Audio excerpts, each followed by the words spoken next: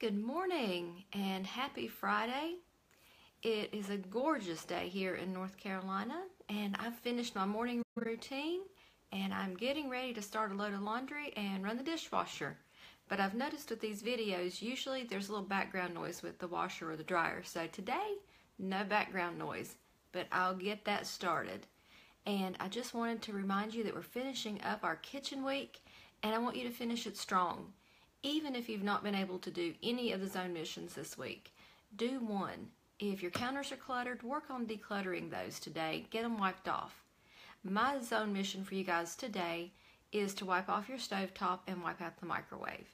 And I have a pretty easy to clean stovetop because it's a glass ceramic surface, so I don't have a lot of nooks and crannies. Years ago, when we first moved into our house, we had one of the stoves with the electric eyes with the little circle things, and those are much harder to clean and get back to what you want to look at. So I do know there'll be some of you who have a little more complicated system taking care of that stovetop than I do. And my mom has a gas stovetop, so I know there's a lot of different pieces and parts there too. So just spend 5 to 10 minutes. Good morning, Nancy. Good to see you today. With my microwave, we use a little cover thing when we microwave stuff to keep the splatters down.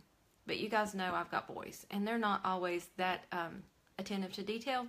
So there are times they'll microwave chili or spaghetti sauce, one of those really splashy kind of things.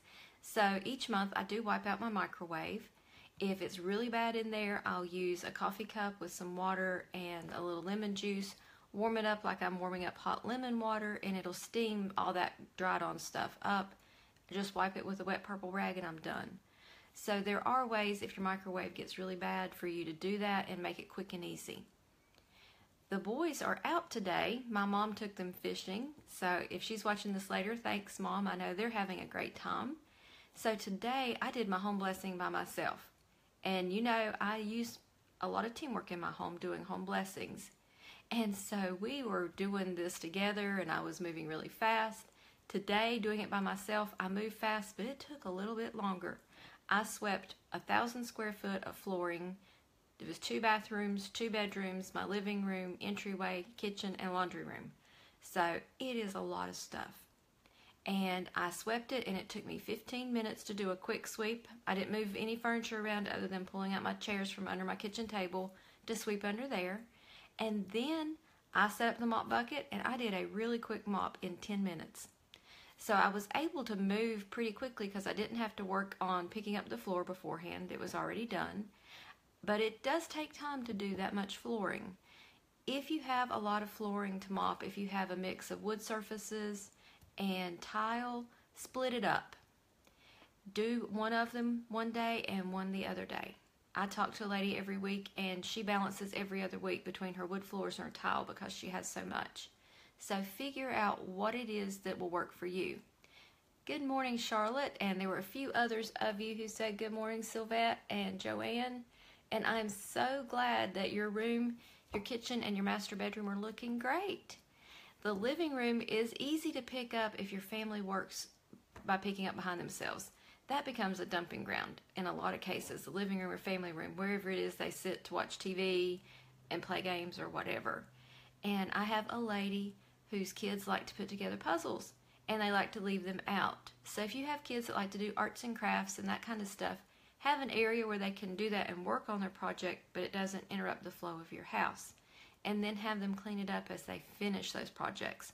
Don't let them take over your main kitchen table or your main dining table that you eat at, but have another table for them to do those crafts, because it is good for them to have projects where they have several steps and it takes time.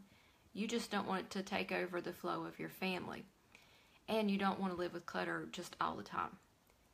My weekend looks like it's going to be great here. I think we'll have real pretty weather for the weekend, so we'll do something for Family Fun Day, but looking toward next week, we're going to have a lot of rain.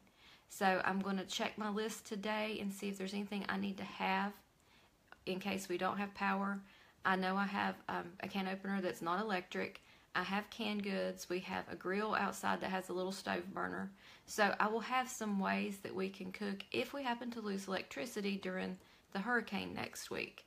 And I've already got water on hand, so I don't need to go out in a panic today to buy water. and we have dog food, and we have food for the goat. So everything looks like it's in good shape, but I'm going to make one more check today. Check my pantry, check the freezer, see what's there. I may need to figure out how to cook a few big items if we happen to lose power for a couple of days and things thaw out. So there are some things I'm going to do to prepare for next week, but not necessarily go out and buy out all the milk and the bread and the water, because I've got basics on hand and staples, and we have cooked outside a lot, and we can manage, and it'll be okay. And we have a creek, so we do have access to water if we need it for flushing toilets and that kind of stuff. So I really just need to have drinking water available for us, and I don't have to have a tub full of water on hand for us to do basic stuff like flushing toilets and rinsing things. So think about that if you're anywhere in Florida, North Carolina, South Carolina, probably Georgia, and East Tennessee, because it looks like that storm is going to come up the coast and affect a lot of us. And high winds will take down power poles. In our state, we have mostly above ground power poles. We don't bury them like they do in some other states. So if poles go down, we lose power for a couple of days, sometimes a couple of weeks. So I need to be aware of that. And I want you guys to think about it too. I think they're advising Florida residents to stay put if possible, because there's really not a lot of places to stop to get gas, and the roads were showing lots of abandoned cars. So stay safe if you're in Florida. Hunker down. Do what you can to take care of yourself and your family. Everybody else, have a great day. West Coast people, hope that the fires are not affecting you. I know we've got a lot going on in this country right now, and it's okay. Everything happens for a reason, and we just need to be prepared for it. So finish up that kitchen. If you've done nothing else all week, take care of those counters, because I know that's where clutter builds really fast, is kitchen counters and islands. So take care of that. Have a fabulous weekend, and I will be back with you guys on Monday morning.